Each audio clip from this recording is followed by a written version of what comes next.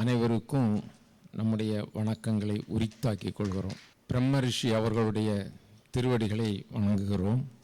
BMC தொண்டர்கள், ஆர்வலர்கள், நடைமுறைப்படுத்துபவர்கள் அனைவரையும் வணங்குகிறோம். இறை உணர்வு என்ற நிலையில் ஒரு சில கருத்துக்களை பரிமாறிக்கொள்ள அவாவுறுகிறோம். தியானத்தை பற்றி மிக தெளிவாக, மிக சிறப்பாக, விஞ்ஞானத்தோடு ஒப்பிட்டு அதனுடைய அளப்பரிய ஆற்றலையும் தெளிவாக இங்கு இயம்பினார்கள் சகோதரி அவர்கள். தியான நிலையில் நம்முடைய உடல் நோய்கள் நீங்குவதும், தியான நிலையில் நாம் ஒரு மனதற்ற நிலையில் இருப்பதையும், அவற்றினால் ஏற்படக்கூடிய நன்மையெல்லாம் சொன்னார்கள். அத்தோடு பொன்மலர் நாற்றம் உடைத்து என்னும் நிலையில் இறை உணர்வு எய்தினோம் என்றால் அதன் பிறகு நமக்கு பிறவி என்ற ஒரு நோய் வாராது இருக்கும். இயந்திரம் சரிவர செயல்பட்டால் இயந்திரத்தினுடைய தன்மை நமக்கு விளங்கும். ஆனால் இயந்திரத்தை தாண்டி உள்ளுணர்வு என்று சொல்லுகின்ற அந்த உயர்நிலை நமக்கு வேண்டும் என்று சாத்திரம் சொல்லுகிறது. அவர்களுடைய உரையிலே சொல்லுகின்ற பொழுது மார்க்கங்கள் பல, நூல்கள் பல, ஆச்சாரியர்கள் பல, அனுபவங்கள் பல. அது இந்த உலகினுடைய இயல்புதான். ஒவ்வொன்றும் ஒரு விதம். ஆனால் நாம் அந்த நிலையினை அனுபவத்திற்கு கொண்டு வருகின்ற பொழுது அது அசாதாரண நிலையை கொடுக்கும். இறை உணர்வு என்று சொல்கின்ற பொழுது சாதாரணமாக ஆன்மீகம் என்று சொல்வார்கள்.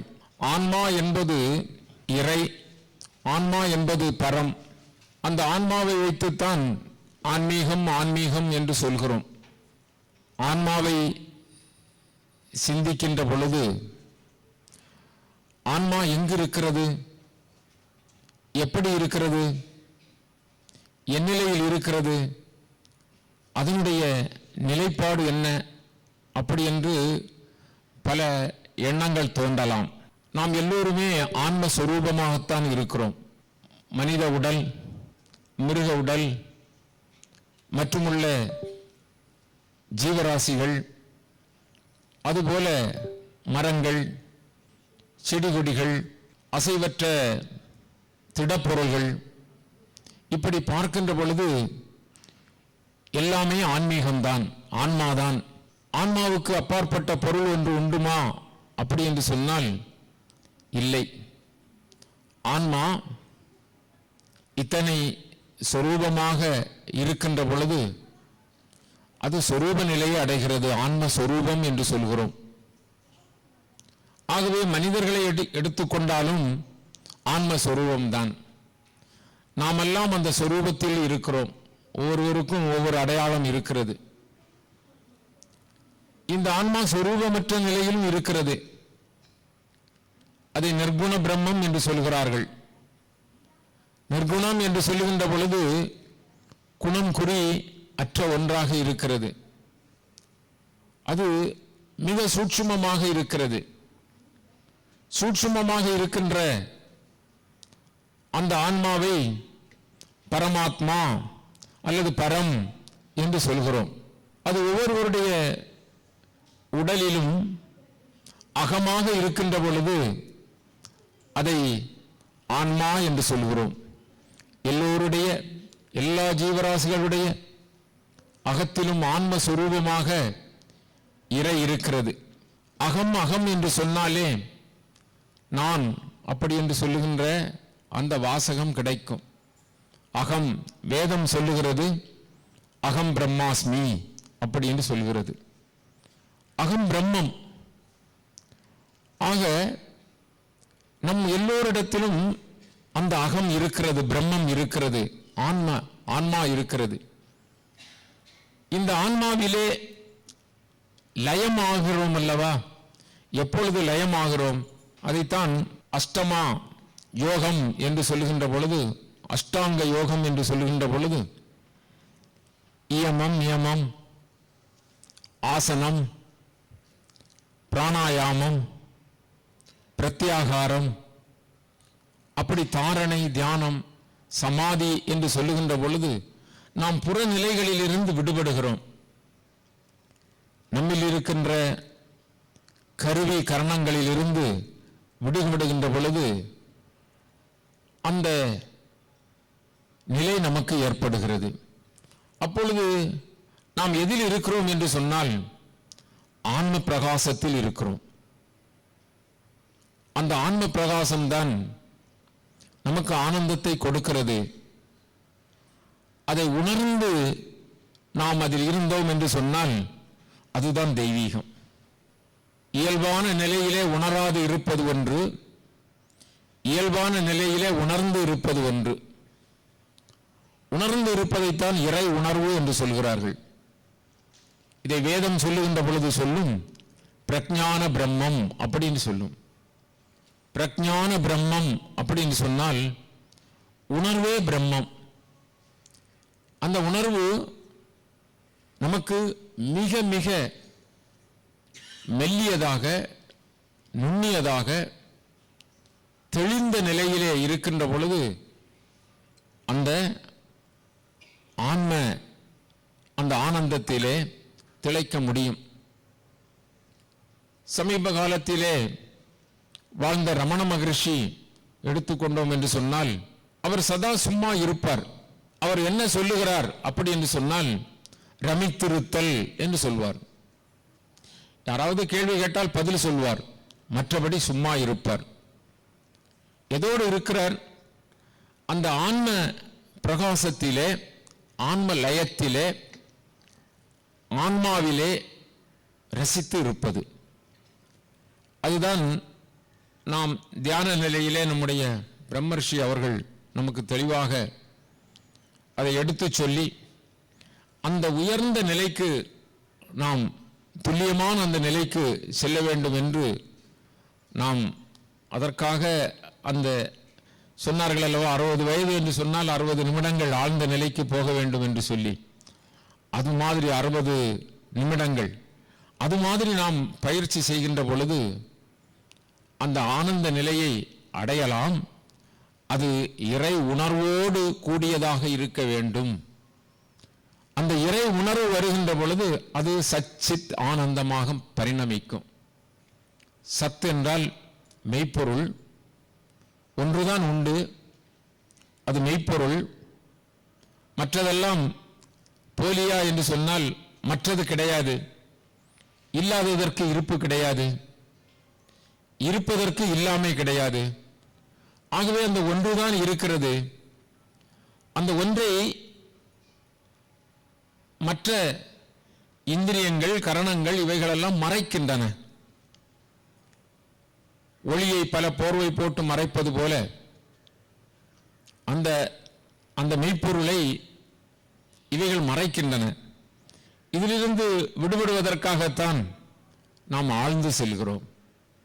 இவைகளெல்லாம் பரவலாக வெளிப்படையாக நமக்கு காட்சி தருபவை. பஞ்சேந்திரியங்கள் என்று சொல்லுகின்ற மெய்வாய், கண்மூக்கு, செவி என்று சொல்லுகின்ற இந்த இந்திரியங்கள் இருக்கிற இவைகளெல்லாம் நமக்கு புறத்தை காட்டும், இவைகள் அகத்தை காட்டுவதில்லை. ஆகவே அகத்தை தெரிந்து கொள்வதற்கு இதிலிருந்து விடுபட வேண்டும். இது ஒரு பருப்பொருளாக இருக்கிறது.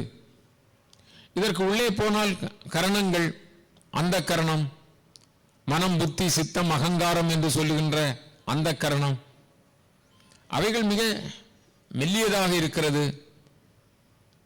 சூட்சுமமாக இருக்கிறது. அவைகளும் நமக்கு தொந்தரவு செய்து கொண்டே இருக்கும். அவைகளிலிருந்தும் விடுபடுகிறோம்.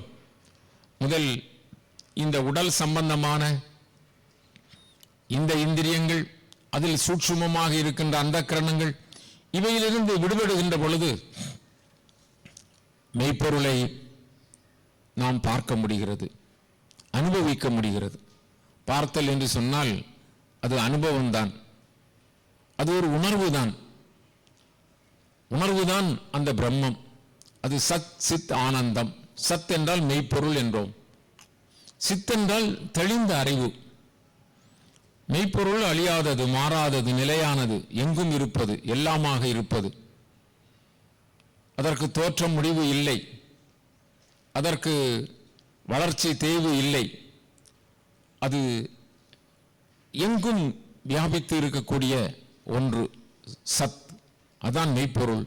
சித் அது தெளிந்த அறிவு, தூய அறிவு.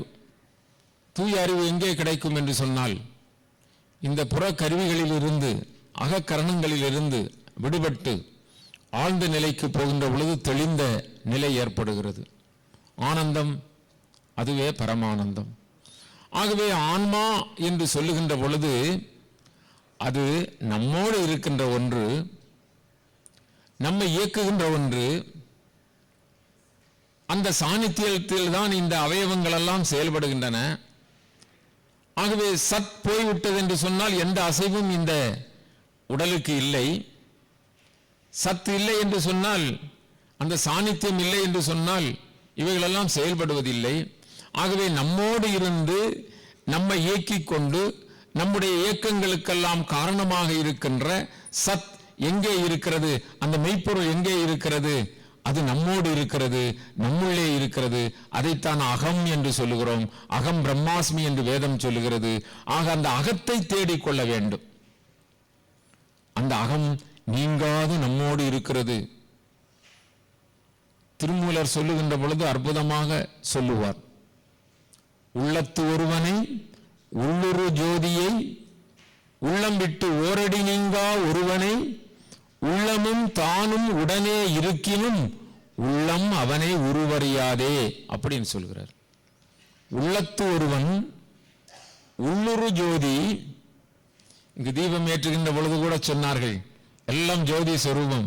இது புறஜோதி, அகஜோதி நம்மோடு இருக்கிறது. ஆக உள்ளத்து ஒருவனை உள்ளுரு ஜோதியை உள்ளம் விட்டு ஓரடி நீங்கா ஒருவனை உள்ளமும் தானும் உடனே இருக்கினும் உள்ளம் அவனை உருவறியாதே என்று சொன்னார். ஆக பிறவிகள் தோறும் எத்தனை எத்தனை பிறவிகளையோ கடந்து நாம் வந்து கொண்டிருக்கிறோம். நம்முடைய பிறவியை எண்ண முடியாது என்று சொல்கிறார்கள். அப்படி இந்த பிறவி பெருங்கடல் என்று சொல்லுகின்ற சாகரத்திலே நாம் பிறந்து பிறந்து பிறந்து இறந்து இறந்து இந்த சக்கர சுழலிலே சுற்றி கொண்டிருக்கிறோம். இதிலிருந்து விடுதலை அடைய முடியவில்லை. அப்படி எல்லா பிறவிகளிலும் நம்மோடு இருக்கின்ற அந்த பரத்தை நம்மால் என்ன செய்ய முடியவில்லை? பார்க்க முடியவில்லை, தெரிந்து கொள்ள முடியவில்லை. அதனால் தான் சொல்லுகிறார், அந்த உள்ளத்தை விட்டு ஓரடி நீங்கா ஒருவனை உள்ளமும் தானும் உடனே இருக்கினும் உள்ளம் அவனை உருவறியாதே என்று சொல்கிறார். ஆகவே நம்மோடு இருக்கின்ற அந்த பரத்தை, அந்த ஆத்மஸ்வரூபத்தை, ஆத்மாவை உணர்கின்ற நிலை எப்பொழுது என்று சொன்னால், நம்முடைய மனம் இல்லாத நேரம், அந்தக்கரணம் செயல்படாத நேரம். மனம், புத்தி, சித்தம், அகங்காரம் என்பது அந்தக்கரணம். இவைகள் இல்லாத நிலை எது? அதுதான் அந்த உள்ளுரு ஜோதி வெளிப்படுகின்ற நிலை. அந்த வெளிப்படுகின்ற நிலையில் இந்த உணர்வு அங்கே ஊற்றெடுக்கின்ற பொழுது, இறை உணர்வு ஊற்றெடுக்கின்ற பொழுது அது தெள்ளத் தெளிவாக தெரியும் என்று சொன்னால், தெரியக்கூடியவர் யார், தெரிந்தது எது என்ற கேள்வி வரும். ஆகவே அங்கு அப்படி ஒன்றும் கிடையாது. அதன் பிறகு பக்தன் பக்தி செலுத்துபவர் யார் மீது பக்தி செலுத்துகிறார் என்ற பேதம் இல்லாமல் போய்விடுகிறது. ஆகவே அந்த ஆனந்தத்தை அனுபவிக்க நமக்கு என்ன பக்கத்தோடு பக்கமாக அந்த இறை உணர்வும் நமக்கு இருக்க வேண்டும். இல்லை என்று சொன்னால், அப்படி நாம் அந்த நிலையிலே அந்த பெருநிலையை ஒன்றுகின்ற அந்த நிலையை அதை வார்த்தைகளால் என்ன என்று சொல்ல தெரியவில்லை. அதாவது அதோடு மயமாகிவிடும். 3 நிலைகளை சொல்வார்கள் அல்லவா, உங்களுக்கு தெரிந்த விவரம்தான். அதாவது விசிஷ்டாத்வைதம், துவைதம், அத்வைதம் என்று சொல்வார்கள் அல்லவா? இவையெல்லாம் நம்முடைய வாழ்க்கையிலே நம்மோடு இயைந்திருக்கின்ற கோட்பாடுகள் தான். ஒரு சமயம் அவர் வேறு நாம் வேறு என்று நினைத்திருப்போம். ஒரு சமயம் அவர் நம்மோடு சேர்ந்திருக்கிறார் என்று நினைத்திருப்போம். மூன்றாவது நிலையிலே துவைதம் என்று சொல்லுகின்ற பொழுது அவரும் நானும் ஒன்றுதான். நானென்றும் தானென்றும் நாடினேன் நாடலும், நானென்றும் தானென்றும் நாடினேன் நாடலும், நானென்றும் தானென்றும் இரண்டில்லை என்பதை நானென்ற ஞான முதல்வனே நல்கினான், நானென்று நானும் நினைப்பொழிந்தேனே. பாருங்கள், திருமூலர் 3000 ஆண்டுகள் வாழ்ந்து 3000 பாடல்களை, முத்தான சத்தான பாடல்களை தமிழ் கூறும் நல்லுலகிற்கு சட்டமாக ஆன்ம அந்த எல்லாம் நம்முடைய பிரம்மர்ஜி மாதிரி உள்ள பெரிய பெரிய மகான்கள் எல்லாம் அதெல்லாம் பிழிந்து சாரெடுத்து நமக்கு தந்திருக்கிறார்கள். அவ்வளவுதான். என்ன அந்த சாற்றை எடுத்து நமக்கு தேன் குழைத்து என்ன தெளிந்த பால் தெளித்து அதை கற்கொண்டு சீந்து அந்த அந்த தீஞ்சுவை கலந்து அப்படி சங்கில் எடுத்து அப்படி ஊட்டுவது போல் ஊட்டுகிறார்கள். அதுதான் அதுதான் அவர்கள் நமக்கு இந்த கலியுகத்திலே தந்திருக்கின்ற வரப்பிரசாதம். அதை பற்றி கொள்ள வேண்டும், விட்டுவிடக்கூடாது. தெரிந்து கொண்டதை அனுபவத்திற்கு கொண்டு வர வேண்டும். எவ்வளவு தெளிவாக சொல்கிறார் பாருங்கள். நான் என்றும் தான் என்றும் நாடினேன், நான் வேறு அவர் வேறு என்று நாடினேன் நாடலும், நான் என்றும் தான் என்றும் இரண்டில்லை என்பதை, அப்படி ரெண்டு இல்லை என்பதை யார் தந்தார்? அதுதான் இறை உணர்வு. நான் என்ற ஞான முதல்வனே நல்கினான். அதன் பிறகு நான் என்று நானும் நினைப்பொழிந்தேனே. அதன் பிறகு நினைப்பதற்கு யாரும் இல்லை. அந்த தேனீ இருக்கிறது பாருங்கள், அந்த தேனீ அப்படியே நல்ல கனி ரசம் ஒரு ஜாடியில் இருக்கிறது.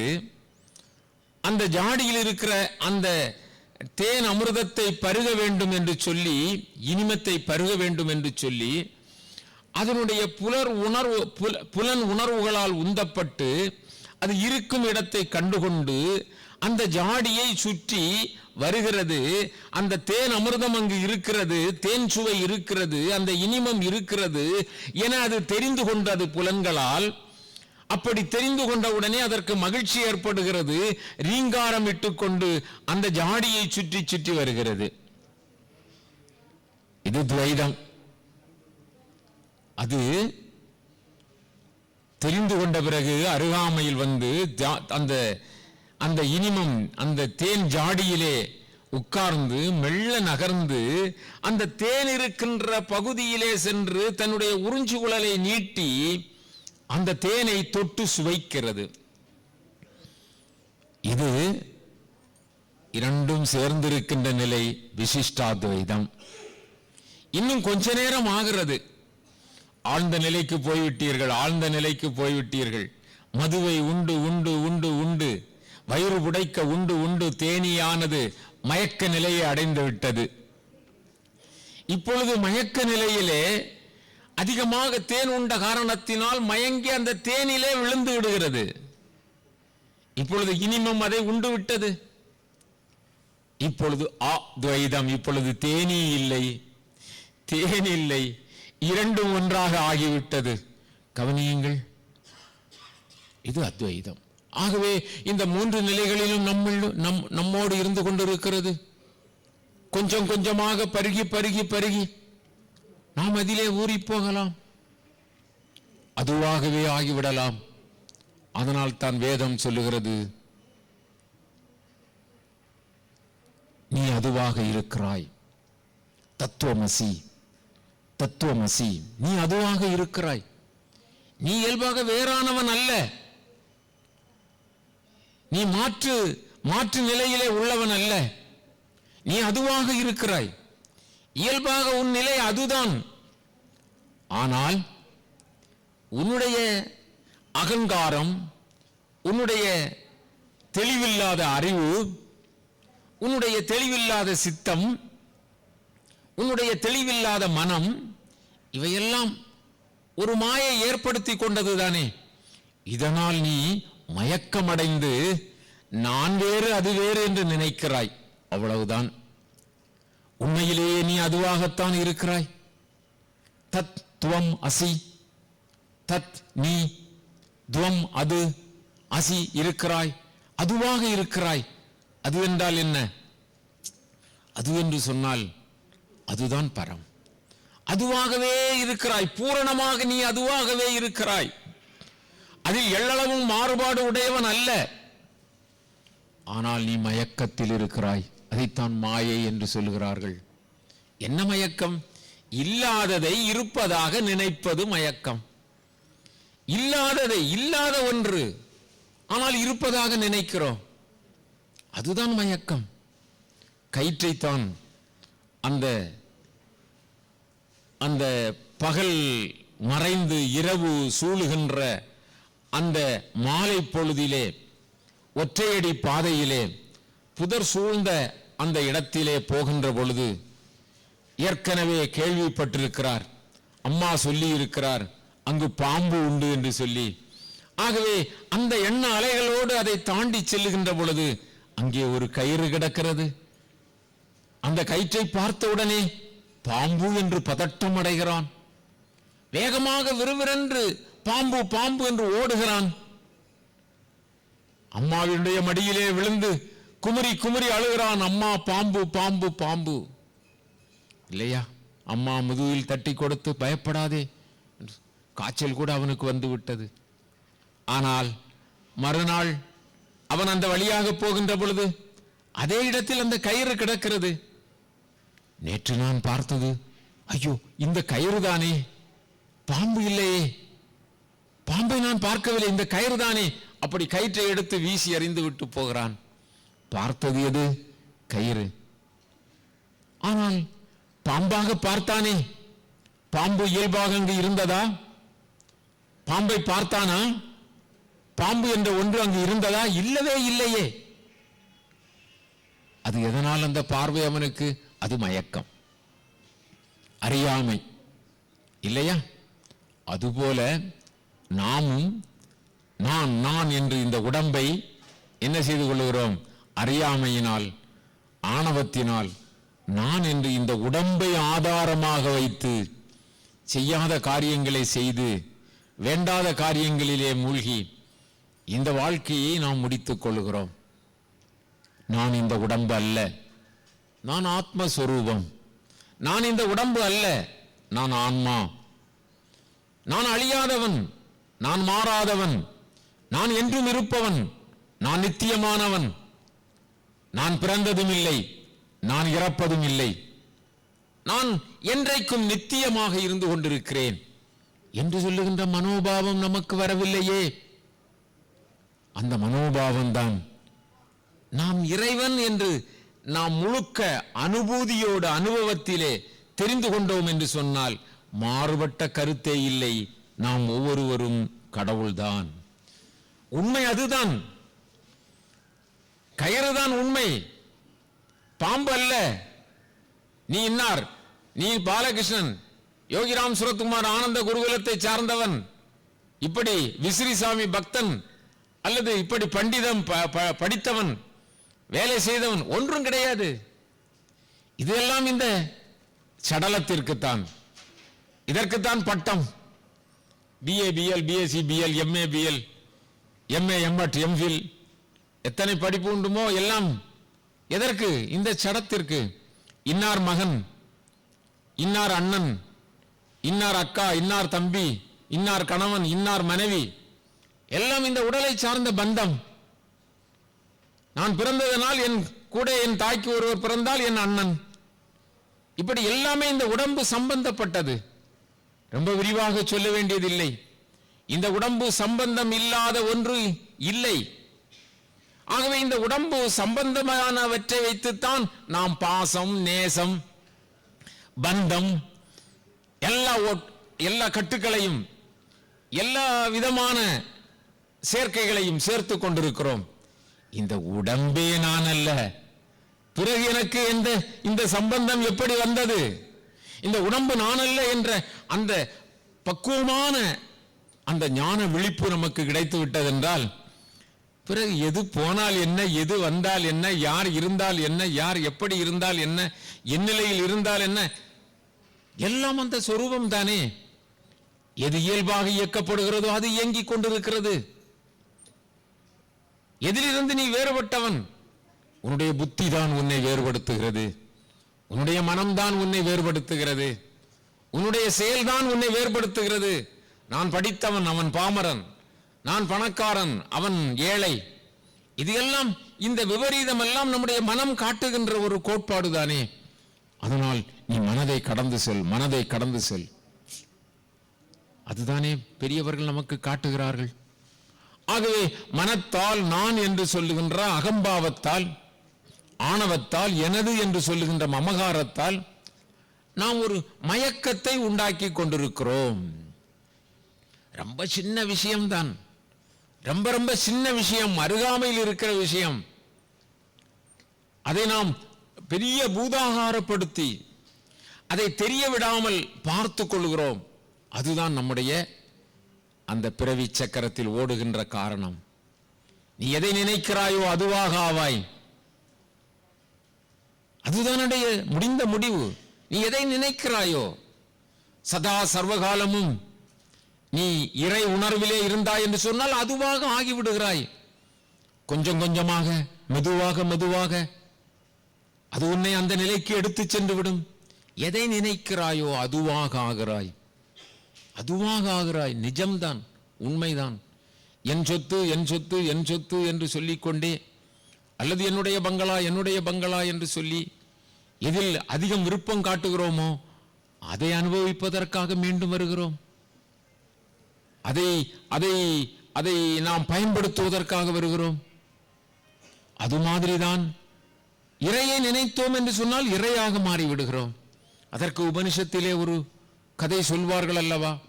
அந்த குளவி அது ஒரு புழுவை எடுத்து மண்கூட்டிலே வைக்கிறது. அதை வைக்கும் பொழுதும் ஒரு கொட்டு கொட்டிவிடும். அப்படி புழு துடிக்கும் இல்லையா, அங்கே சிறை வைத்து விடும். மீண்டும் அந்த வேட்டாளி வரும், அது என்று இரைச்சல் கொடுக்கும். அப்பொழுது புழு நடுங்கி, ஓ இப்பொழுது கொட்டிவிடும் என்று எப்பொழுதும் சதா சர்வகாலமும் வேட்டாளியை நினைத்து கொண்டே இருந்த காரணத்தினால் எங்கோ இருந்த ஒரு புழு எப்படி ஆகிவிட்டது, அது மீண்டும் அந்த கூட்டை விட்டு வருகின்ற பொழுது வேட்டாளியாகவே வரும். இது உபனிஷத்து சொல்லக்கூடிய கதை. ஆக எதை நினைக்கிறோமோ அதுவாக ஆவோம். ஆகவே சதா சர்வகாலமும் இறை உணர்வு நமக்கு இருந்தது என்று சொன்னால் நாம் இறைவனாகவே ஆவோம். ஆவதற்கு ஒரு காரியம் கிடையாது, இறைவனாகவே இருக்கிறோம். அதை தெரிந்த மாத்திரத்திலே எப்படி ஒளியை ஏற்றிய உடனே இருள் போய்விடுகிறதோ அதை போல சூரியன், அதாவது ஆதவன் உதயமான உடனே உலகை கவ்வியிருந்த இருள் மறைந்து போவதைப் போல இந்த ஞானம் கிடைத்த மாத்திரத்திலே நம்மிலிருந்து நாம் விடுபட்டு விடுவோம். அதாவது நான் என்ற அந்த போர்வையை எல்லாம் கிழித்து எறிந்து விடுகிறோம். நான் அகம், நான் அகம், நான் அகம். அப்படி என்று சொன்னால் இந்த இந்த இந்த பிரபஞ்சத்தில் நமக்கு ஏன் இவ்வளவு ஆசை, நமக்கு ஏன் இவ்வளவு நாட்டம்? அப்படி என்று ஒரு கேள்வி கேட்கலாம். எது ஜீவன், எது ஆன்மா என்று கேள்வி கேட்கலாம். ஜீவன் எது, ஆன்மா எது என்பதை நாம் உணர வேண்டும்.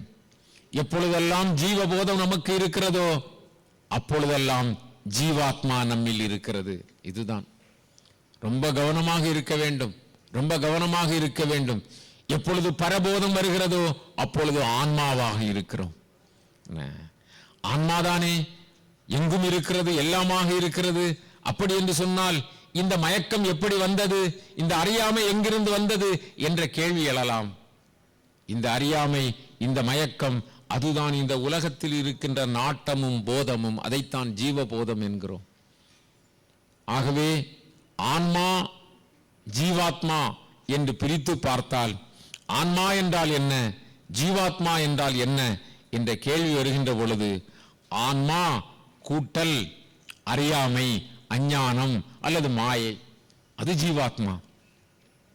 ஜீவாத்மா கழித்தல் இந்த அஞ்ஞானம், மாயை, அறியாமை, இதை போட்டோம் என்று சொன்னால் ஆன்மஸ்வரூபம். ஆகவே அறியாமை என்று சொல்லுகின்ற இருள் நம்மை கவ்விக்கொண்டிருக்கிற வரை நாம் ஜீவபோதத்திலே இருந்து கொண்டிருப்போம். ஜீவாத்மா நமக்கு அந்த சாநித்தியத்தை கொடுத்து கொண்டிருக்கும்.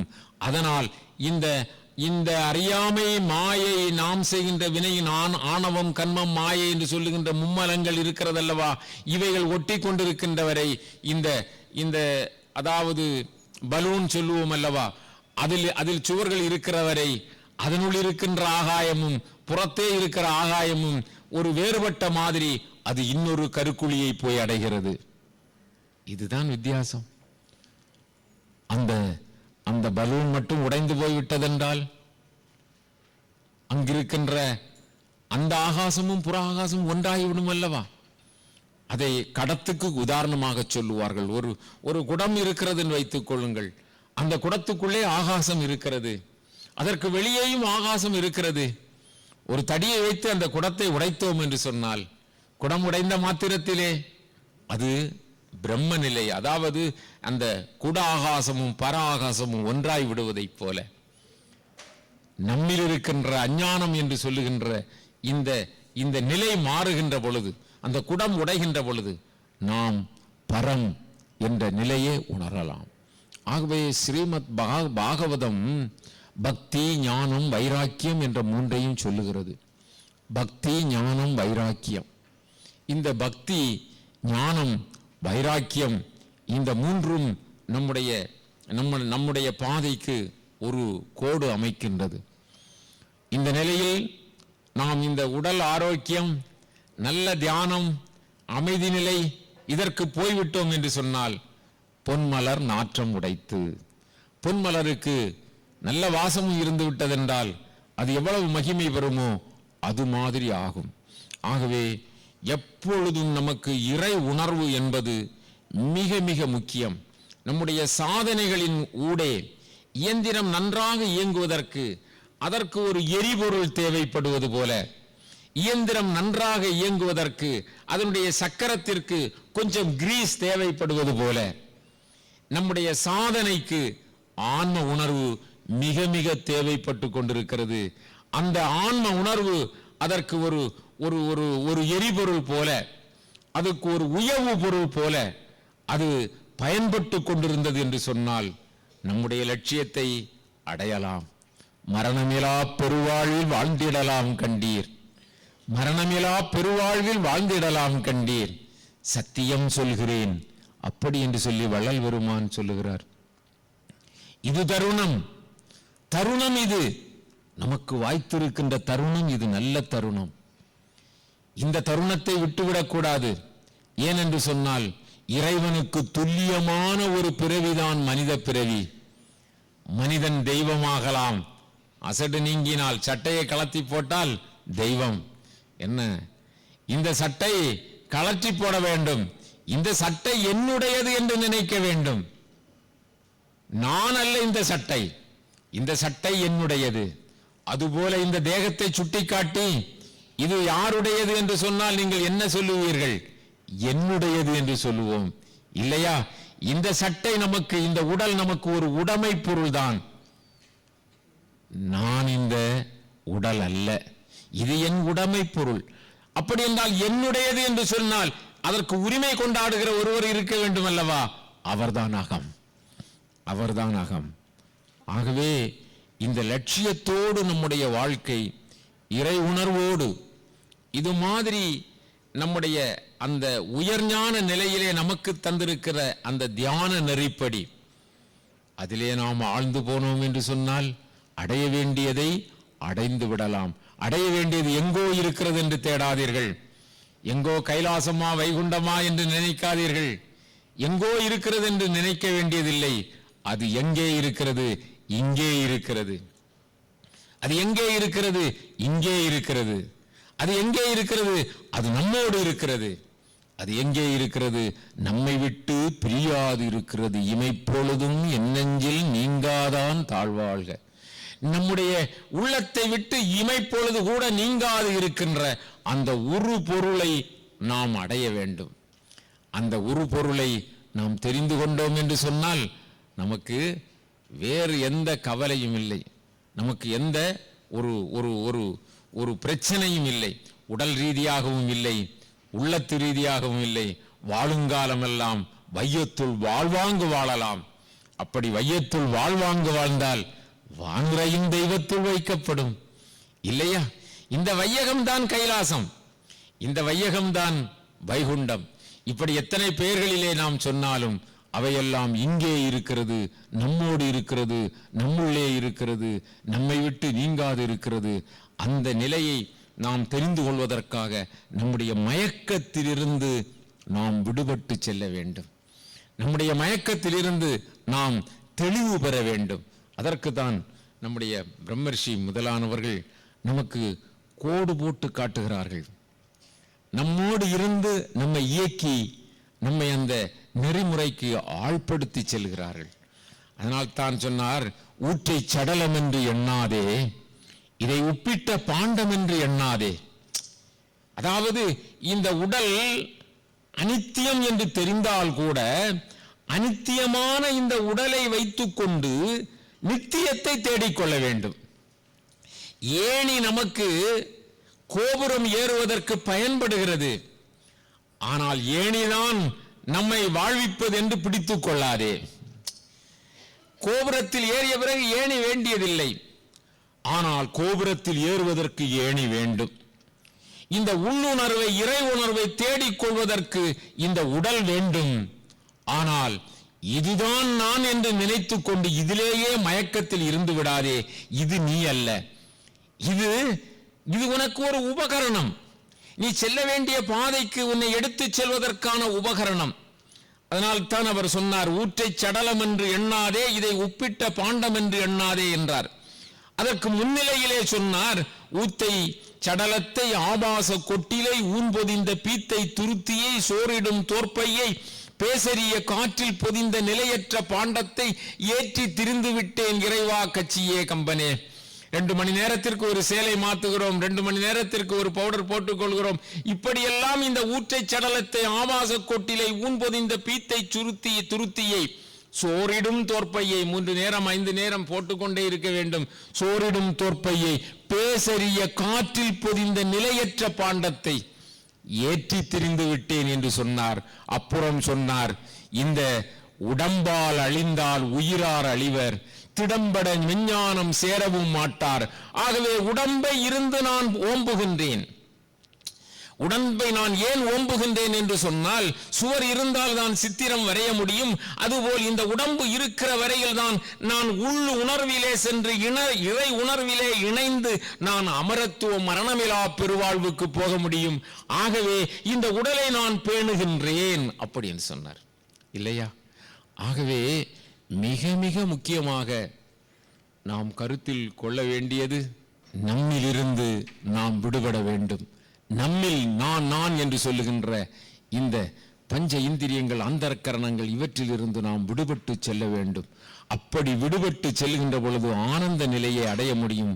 மன்மனம் எங்கு உண்டு வாயுவும் அங்கு உண்டு, மன்மனம் எங்கு இல்லை வாயுவும் அங்கில்லை என்று பதஞ்சலி மிக தெளிவாக சொல்லுகிறார். மன்மனம், அதைத்தான் இங்கே வாயுவை வாசி அந்த வாசியை நினையுங்கள், பாருங்கள், உற்று கவனியுங்கள், புறநிலையிலிருந்து ஒடுங்குங்கள். அப்படி வாசியை நினைத்து ஒடுங்குகின்ற பொழுது மனம் அங்கு இல்லாமல் போய்விடும். மனத்திற்கும் வாசிக்கும் தொடர்பு இருக்கிறது. மன்மனம் எங்கு உண்டு வாயுவும் அங்கு உண்டு. நீங்கள் ஏதாவது சிந்தனை வந்து விட்டால் வாசி ஓடும். சிந்தனை நிறுத்தப்படுகின்ற பொழுது வாயு நின்றுவிடும். மூச்சு விடாமல் இருக்கலாமா? இருக்கலாம். எண்ணறிய காலம் இருக்கலாம். எண்ணங்கள் இல்லை என்றால் மூச்சு இல்லை. ஆகவேதான் பூமியை தோண்டி பூமிக்குள்ளே போட்டு மூடிவிடுங்கள், நான் 1 மணி நேரம் 5 மணி நேரம் இருக்கிறேன் என்று சொல்லுகிறார்கள். என்ன காரணம்? அது உங்கள் வாயுவும் அடங்கி போகிறது. மனம் அடங்கி விட்டால் வாயுவும் அடங்கிவிடும், வாயு அடங்கினால் மனமும் அடங்கிவிடும். அந்த மனதற்ற நிலையிலே இருக்கின்ற பொழுது, இங்கே விஞ்ஞான ரீதியாகவும் விளக்கினார்கள், உங்களுடைய அனுபவ ரீதியாக நீங்கள் தெரிந்து கொண்டிருப்பீர்கள். ஆகவே உங்களை எல்லாம் பார்க்கின்ற பொழுது மிக்க மகிழ்ச்சி அடைகிறேன். ஏனென்று சொன்னால் கோடானு கோடி பேர்களுக்குத்தான் உங்களை போன்று ஓரிருவர் கிடைப்பார்கள். அதுவும் நம்மை பற்றி நினைக்கின்ற அந்த சிந்தனை உடையவர்கள் கோடியில் ஒருத்தர் தான் இருக்க முடியும் என்பதுதான் அனுபவம். அப்படி நீங்கள் முத்தாக சத்தாக முழுமதி நிலா போல எங்கும் நிறைந்த அந்த ஞானத்தை தங்களுக்கும் என்று எடுத்துக்கொண்டு அந்த ஞான ரதத்திலே உலா வருகின்ற ஞான தீபங்களாக இருக்கின்ற உங்களையெல்லாம் பார்க்கின்ற பொழுது மிக்க மகிழ்ச்சி அடைகிறேன், ஆனந்தம் அடைகிறேன். ஏனென்று சொன்னால் இங்கு ஒவ்வொருவருக்கும் ஒவ்வொரு ஆரோ இருக்கும். அதுபோல உங்கள் சக்தி என்னையும் இந்த ஆனந்த கடலிலே மூழ்கடித்து விட்டது. எல்லோருக்கும் நன்றி, வணக்கம், வணக்கம். வாழ்க வளமுடன்.